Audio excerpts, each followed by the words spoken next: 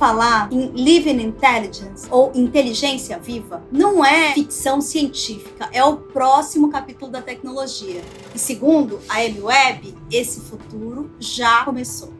Direto do South by 2025, Amy Webb não poupou críticas nem ilusões. Governos estão perdidos, empresas estão perdidos. Imagina então você aí na sua casa e a sociedade, na real, não está nem perto de entender o tamanho dessa mudança. Nesse vídeo, a gente organizou os cortes da entrevista coletiva da Amy Webb. Assim, sem floreio, sem papo furado. A gente colocou curto e grosso o que ela disse e que talvez seja exatamente o que você está precisando escutar. Então respira fundo e vem com a gente. Esse vídeo é sobre o futuro. E sobre o que ainda dá para mudar.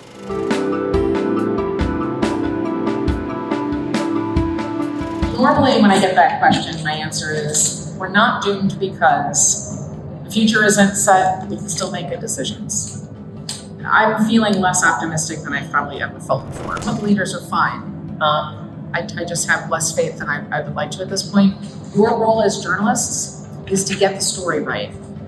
Look, I speak a couple different languages. Portuguese, Spanish are unfortunately not languages that I speak, but I'm not seeing a lot of coverage right now that is asking about what's next.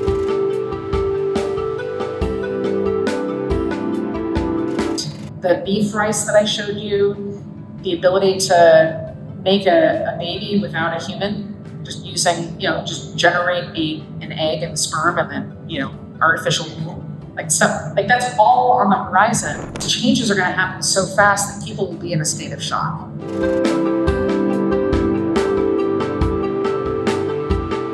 I do not think that regulation is the best way forward. Regulation is a look back. It is not a look ahead. So if you tried to regulate living intelligence right now, whatever you created would probably still not make sense. It would not make sense, a year or two from now. So instead of punishment, I like incentives. If the choices that they make are the best for the long-term, vision of humanity or whatever, they will make those decisions. The problem is nobody's incentivizing them to do that right now.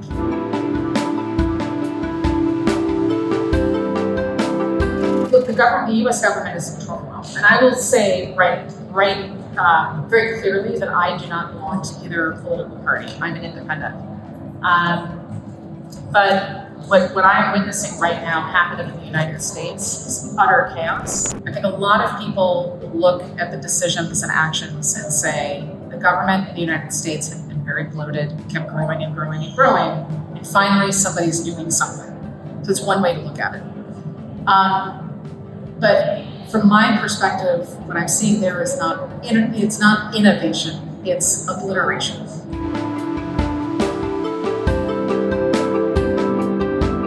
China has a couple of advantages that other countries, including South Korea, don't.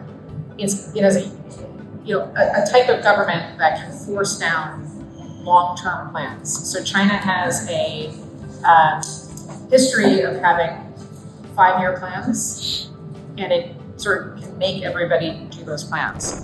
Yeah, there's a lot of cool shit happening in China that I'm just like everybody's kind of ignored. And I think it's at their own peril.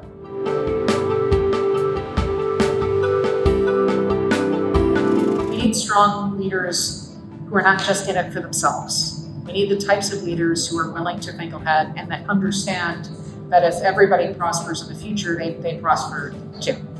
O futuro não está definido, mas só vai dar certo se a gente fizer as perguntas certas agora. Curte esse vídeo, liga o sininho e segue a gente no YouTube, Zona Curva, no Instagram, Trenderias.